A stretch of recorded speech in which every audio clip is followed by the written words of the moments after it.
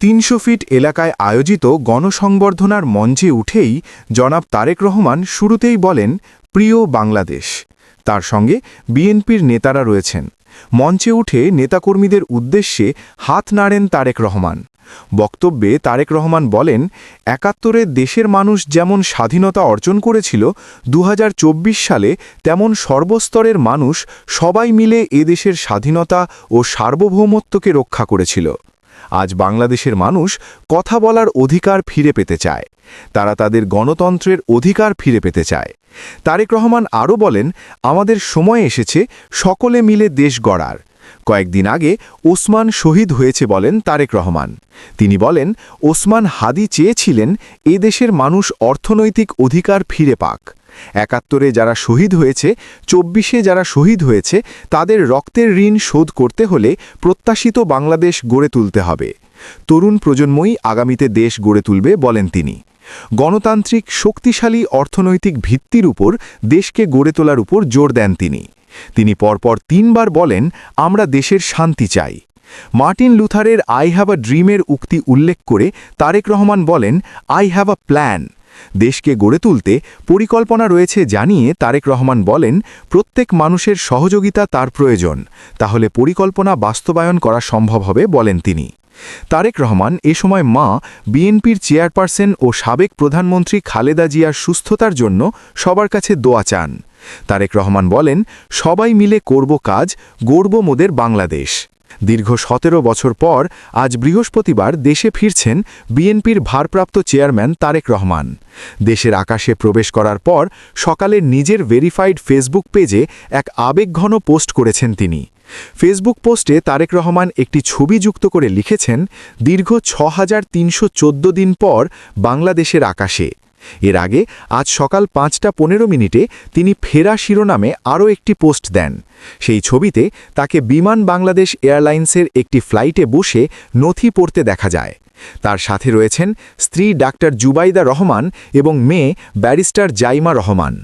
এদিকে প্রিয় নেতাকে বরণ করে নিতে রাজধানী জুড়ে উৎসবের আমেজ বিরাজ করছে।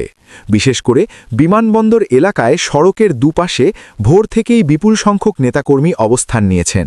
সময় গড়ানোর সাথে সাথে তাদের উপস্থিতি আরও ঘন হয়ে ওঠে এবং পূর্বাচলের ৩০০ ফিট এলাকায় সকাল থেকেই বিপুল সংখ্যক মানুষ জমায়েত হয়েছেন।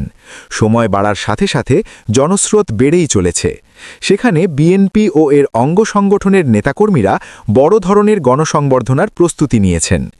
ঢাকার হজরত শাহজালাল আন্তর্জাতিক বিমানবন্দরে নেমে অন্তর্বর্তীকালীন সরকারের প্রধান উপদেষ্টা ডাক্তার ইউনুসকে ধন্যবাদ জানিয়েছেন বিএনপির ভারপ্রাপ্ত চেয়ারম্যান তারেক রহমান।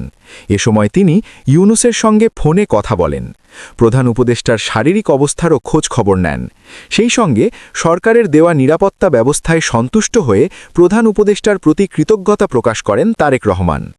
বিমানবন্দরে নেমেই জুতা খুলে দেশের মাটি স্পর্শ করেছেন বিএনপির ভারপ্রাপ্ত চেয়ারম্যান তারেক রহমান। বৃহস্পতিবার বেলা ১৫:১২টায় তাকে বহন করে আসা বিমান বাংলাদেশ এয়ারলাইন্সের বোয়িং 787-8 ড্রিমলাইনার ফ্লাইট নং BG-202 হজরত শাহজালাল আন্তর্জাতিক বিমানবন্দরে অবতরণ করে। এর আগে বিএনপির স্থায়ী কমিটির সদস্যরা তাকে আনুষ্ঠানিকভাবে স্বাগত জানান। এরপরই স্ত্রী ডাক্তার জুবাইদা রহমানের মা সৈয়দা ইকবাল মানন্দ বানুর সঙ্গে কুশল বিনিময় করেন তারেক রহমান। দীর্ঘদিন পর জামাইকে দেশে পেয়ে বিমানবন্দরে ফুলের মালা দিয়ে বরণ করেন শাশুড়ি বানু।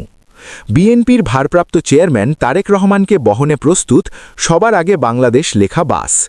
বিমানবন্দরে পৌঁছানোর পর এই বাসেই করে তারেক রহমান জুলাই 36 এক্সপ্রেসওয়ে ৩০০ ফিট এলাকায় আয়োজিত গণসংবর্ধনার মঞ্চে যান।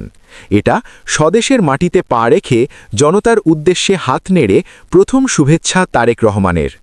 এই আনন্দের মাঝেই একটা দুঃখের সংবাদ। লালমাই থানার অফিসার ইনচার্জ মোহাম্মদ আদেল আকবর বলেন, গতরাত ২টোর দিকে তারেক রহমানের জনসভায় যাওয়া বাসটি দুর্ঘটনায় কবলে পড়ে। আহতদের হাসপাতালে প্রেরণ করা হয়েছে। কুমিল্লা নোয়াখালী মহামার্গে লালমাই উপজেলার বাগমারা এলাকায় নিয়ন্ত্রণ হারিয়ে সড়ক বিভাজকের উপর উঠে পড়েছে একটি বাস। বুধবার দিবগত মধ্যরাতে এ দুর্ঘটনা ঘটে। এতে আহত হয়েছেন বিএনপির ৩২ জন নেতাকর্মী। তাদের কুমিল্লা মেডিকেল কলেজ হাসপাতাল সহ জেলার বিভিন্ন বেসরকারি হাসপাতালে চিকিৎসা দেওয়া হচ্ছে। সর্বোপরি সফলতার সাথেই সমাবেশ শেষ করেন। কমেন্টে লিখে জানান আপনার মতামত, আর এই বিশ্লেষণটি ভালো লেগে থাকলে লাইক দিন, শেয়ার করুন আর সাবস্ক্রাইব করে নবকলি স্টুডিওর পাশে থাকুন। সচেতন সমাজের পথে একসাথে হোক পথচলা। আল্লাহ হাফেজ।